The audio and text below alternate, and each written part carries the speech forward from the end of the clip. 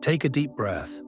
You're about to be transported into a different timeline, one where you already have everything you desire, where extreme luxury is your normal, where you are fully aligned with your power, ease, and inner stillness.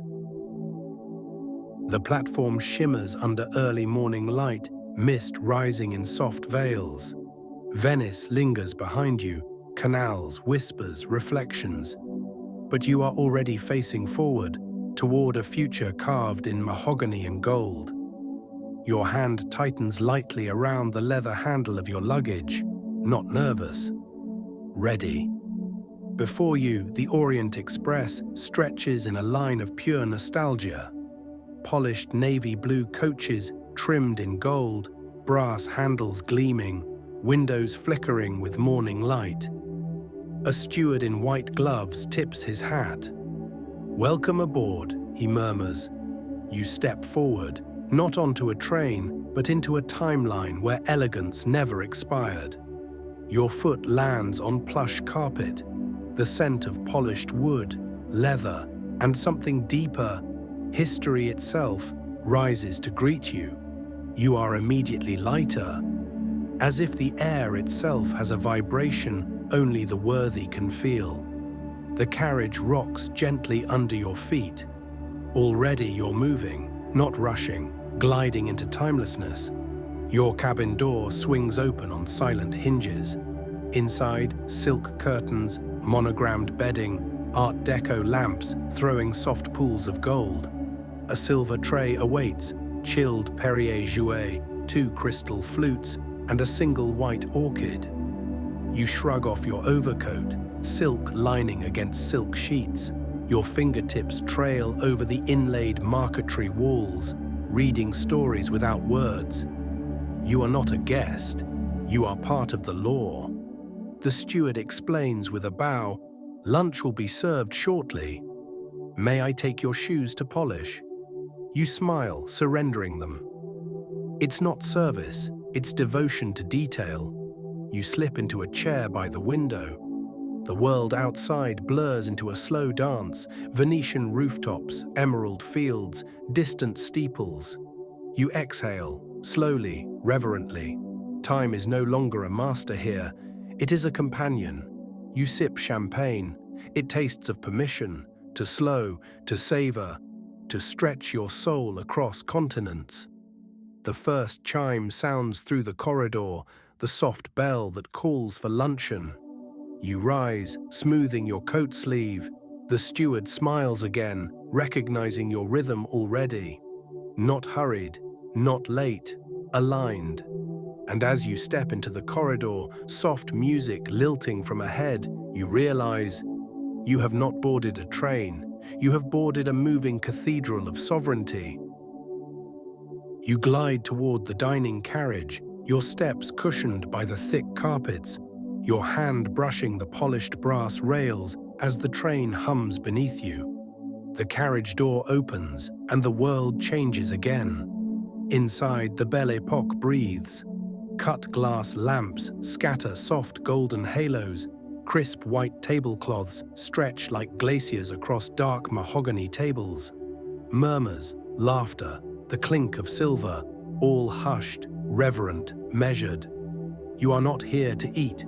You are here to participate in a ritual of pleasure. The maître d' bows slightly, guiding you to your seat. Your table faces a window framing the Alps, rising like jeweled teeth against the sky. The landscape is not the show. You are. Menus are handwritten in swirling ink. There are no choices here, only trust in mastery. You smile, fold the menu shut without hesitation. You are ready to be surprised by beauty. A flute of champagne arrives. You hold it lightly, fingertips poised, feeling the weightlessness of excellence. The first course, langoustine carpaccio with citrus pearls, plated on white china, rimmed with cobalt and gold. You lift your fork slowly. Each bite collapses the past, future, and present into pure crystalline now.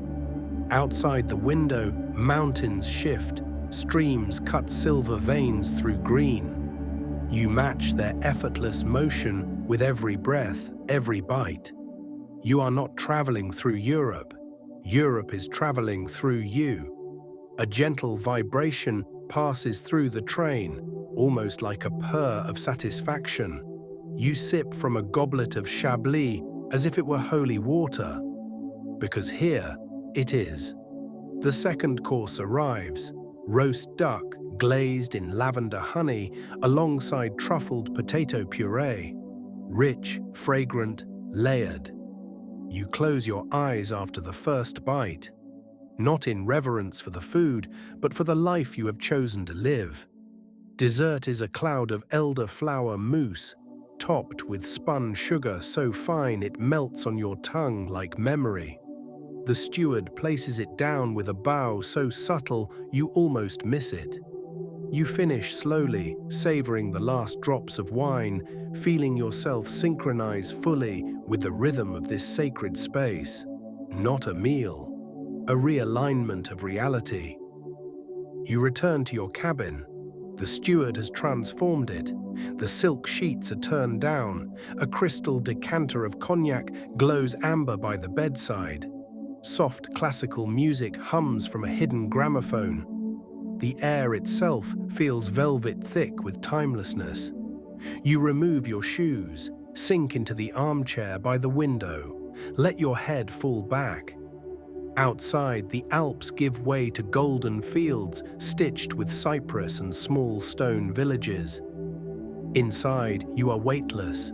The train rocks gently, a mother's heartbeat in motion. You let it lull you deeper, stripping away the last layers of thought, agenda, identity. You are not resting. You are remembering yourself, cell by cell, breath by breath. The steward appears silently, offering a lavender-scented hand towel. You accept with a grateful nod. He retreats without a word. True luxury never intrudes, it invites. You change into a dressing gown laid out for you, hand-stitched, pearl-buttoned, impossibly soft against your skin. You move like mist across the cabin, fluid and untouchable. You lift the glass of cognac to your lips. It burns gently, tracing molten gold across your tongue, down your throat, into your blood. This is not a drink.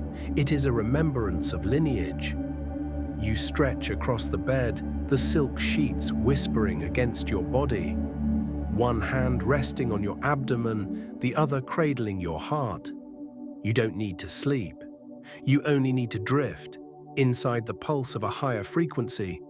Somewhere far ahead, a whistle sounds, mournful, noble, sure. You smile, because you're not heading anywhere. You're arriving deeper into yourself with every mile. Light softens, shadows stretch. Your mind floats somewhere between waking and dreaming, where manifestation occurs without effort. And as the train slices across the ancient veins of Europe, you realize you are not chasing time, you are crafting legend. Night falls as you dress for dinner, velvet tuxedo, silk gown, diamond cufflinks, heels that kiss the carpet with every step. There is no dress code here, only standards written in stardust. The corridor hums with quiet anticipation. You move down it slowly, savoring every echo of your steps, every glance from other passengers, recognizing your frequency. You enter the bar car, polished brass, red velvet, crystal sconces throwing firefly light across faces aglow with expectation. A pianist plays Gershwin softly, ice clinks in glasses, laughter bubbles like fine champagne. You catch your reflection in the mirrored wall, calm, luminous, inevitable. You approach the bar, a Negroni handcrafted. The barman knows your preference without asking. Excellence recognizes itself. You settle into a leather armchair facing the window.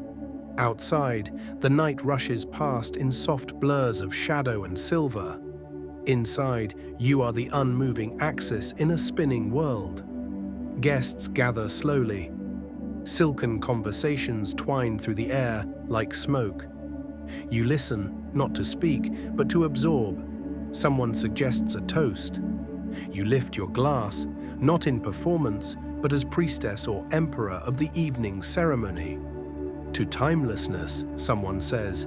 You clink lightly, smiling, but inside you whisper something even more powerful. To remembering that I am always on time in my own divine design. Dinner stretches luxuriously, caviar, venison, dark chocolate souffle, each course delivered with reverence, plated like offerings on an altar. You rise only when it feels complete, not rushed by clocks or customs. As you walk back to your cabin, the train sways gently beneath you, carrying you deeper into dreams sewn with gold thread. And in your chest, a stillness grows, a knowing so certain it no longer needs proof. You are the journey. You are the arrival. The sun rises slow and molten, spilling orange and gold through the cabin window. You stir, not from alarm or obligation, but because your body feels summoned by beauty. You stretch under silk sheets, every movement a prayer of gratitude. Outside, France unfurls, vineyards bathed in early mist, sleepy villages tucked under quilted hills. You sit up, the sheets falling from your shoulders, skin warm, breath steady. No rush, only reverence for this next beginning.